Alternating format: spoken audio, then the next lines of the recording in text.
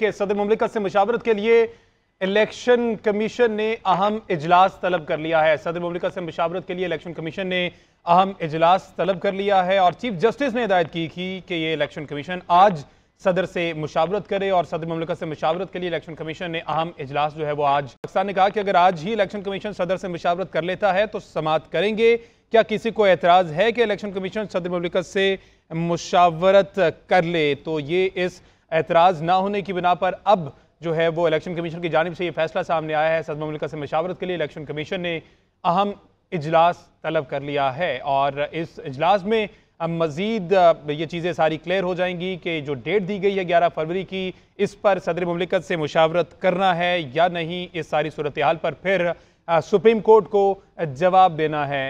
आपको बताएं कि चीफ जस्टिस की हिदायत पर आज ये फैसला किया गया है।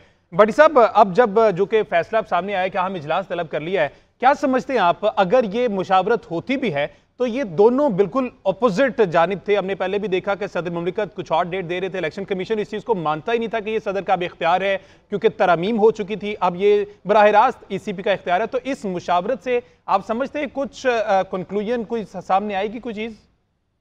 देखिए, मुबैना तौर पर ऐसा लगता है कि मौजूदा election commission, chief election commission साहब खुद को हर चीज से बाला समझते हैं। सुप्रीम कोर्ट ने वाशगाफ हिदायत की थी अभी जाएं और जाके सदर पाकिस्तान से मुशावरत करें। उन्होंने सदर सुप्रीम कोर्ट का हुक्म मानने की बजाय अपना इजलास तलब कर लिया। पॉसिबल है कि वो इजलास में ये समझें या ये कह दें कि जी हमें सदर से नहीं मिलना चाहिए। गालबन किसी एक आदमी का उधर मीडिया में टिकर भी चल रहा था। तो हमारा तो ख्याल था कि मौजूदा चीफ जस्टिस बहुत सख्त मतलब आइन और कानून पर यकीन रखते हैं, तो ये नहीं हो सकता कि इसमें ताहीरी हरबे इस्तेमाल किए गए इलेक्शन कमीशन से। लेकिन अब जो आखिरी सलाह आई है कि इलेक्शन कमीशन ने अपना इजलास तलब कर लिया, अगर वो इजलास में ये फैसला होता है, जैसे उन्होंने पहले भी सदर ने उनको बुलाया था तो उन्होंने इजलास तलब किया था, कहा था सदर से नहीं मिलना। तो देखना ये है कि अगर वो इजलास सुप्रीम कोर्ट के हुक्म के बाद तो नहीं मिले, लेकिन इजलास में अपने लोगों से मुशावरत करके मिलते हैं नहीं मिलते और फिर उनसे मुशावरत करते हैं नहीं करते।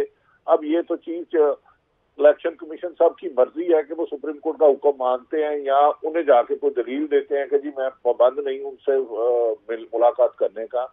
एक औरत इबहाम। और दूसरा, अभी मैं इलेक्शन कमीशन की वेबसाइट पे देख रहा था, उधर तो कोई इलेक्शन नहीं है, सिर्फ सुप्रीम कोर्ट में उन्होंने कहा हम 11 को करा देंगे।